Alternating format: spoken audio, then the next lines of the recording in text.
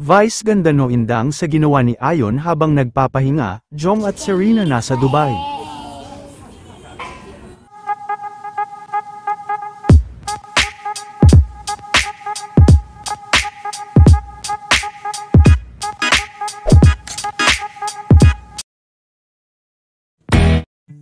Matapos ang naging kulitan kanina sa Showtime, nila Vice at Ayon Perez, ay tawang-tawa naman si Vice habang ito ay nasa kanila dahil sa ginawang pagpapasaya sa kanya ng kanyang babe na si Ayon Perez. Humirit din si Vice kung ano ang trip ni Ayon dahil sa suot nito. Amats na amats siya ladies and gentlemen. Kain na ng trip mo.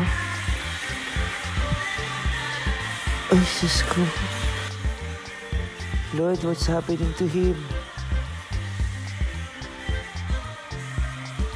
Samantala habang nakabakasyon sa Dubai sina Jong at Serena, ay nagpadala naman si Serena ng mensahe sa kanyang ninang Vice.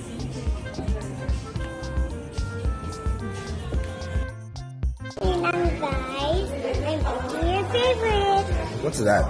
Banana bread. Favorite Ninang Vice. You love it na? You love it na? The breadwinner is Chris Watts. He is Ninang Vice.